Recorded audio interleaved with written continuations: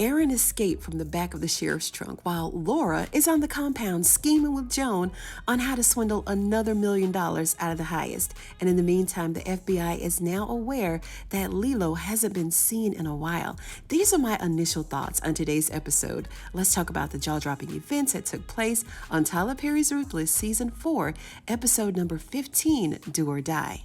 Now, you heard me right. I said that Joan and Laura are on the compound to steal another $1 million from the highest. Now, turns out that little Miss Squeaky Clean Joan here has wired $1 million into her own account, where she and Laura are the sole board members. Now, when they first arrived on the compound, we all knew that there was a catch of some sort and some ulterior motive with these two. And I really don't think that Aaron was in on it at all. He's the innocent one. And we'll talk about him in a minute. Now, I am glad that Laura has wised up thanks to Joan and Lacey. She's no longer taking the food, no longer drinking the drinks, no longer being wowed by every move of the highest. He was pimping Laura like nobody's business, but I cannot say that I like how she's treating her husband, Aaron. And Aaron is so supportive of her, leaving his rich, comfortable lifestyle to follow her to the woods to live with these crazies, only to be drugged, thrown in a cooler, tortured, bound, all for the love of her.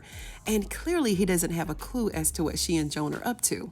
And here's Joan sitting in the back of the van, hitting up the town with the highest and Daikon, going from bank to bank, withdrawing as much money as they can without becoming sus. Now, the detective who's working with Desiree and Kyle, Andrew's mentee, we found out that Joan and Laura owns this Blue Guild account where they're the only board members, just her and Joan. And Joan has been wiring money into this account. And I'm sure that she's looking to wire more, and maybe this is why Laura came in the first place. And I'm really not sure how helpful Laura is going to be in this operation. Maybe she just wants to be in the know and close to all the action, but all Joan really needs is trust from the highest and a laptop. That's it. She really doesn't need Laura. Maybe Laura doesn't trust Joan herself and just came to the compound because this will prevent Joan from pulling the wool over her eyes like she's doing Aaron. But I was rooting for Aaron, y'all, like the Chiefs fan. During overtime at the Super Bowl. What? Aaron got away. He escaped from the back of that trunk. Finally, he kicked his way out, turned himself around in that back seat and unlocked the door. And he got out. Of course, we all know when people escape from the compound, we usually don't hear from them again. The only person that we really heard from was Tally. And that's when she ran to the Oval and kind of knocked herself off, right? But whatever happened to Paula? Paula never looked back. She didn't send any help. Like, she just left. We didn't hear from her again. So hopefully we won't see this same storyline in Aaron. Maybe he'll get help and hopefully make it back to some sort of civilization. And that's where the episode concluded. Now, while the mentee here was giving Desiree and Kyle the rundown on the compound, oh, that rhymes. Maybe that'll be my next video, rundown on the compound. But anyway, in all of his digging, he kind of put 2 and 2 together.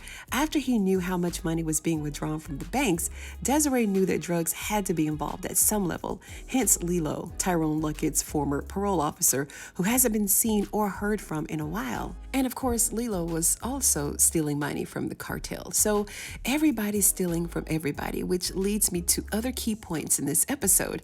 Everybody is suspicious of everybody. Clearly, Aaron can't trust his wife. Bridget can't trust Lewis. Zane can't trust River. River's boyfriend, Peter, threw River under the bus, and Joan thinks that Ruth is going to flip on them at the last minute. So there are a lot of alliances being compromised and even broken. Everybody wants to get to the money, but neither of them have a plan that's feasible. Like, the foundations are very shaky, to say the least. And I'm going to break it all down a little bit later in my scene-by-scene recap, so make sure that you stay tuned for that. I just wanted to get on here to give y'all a little something to chew on until I get back.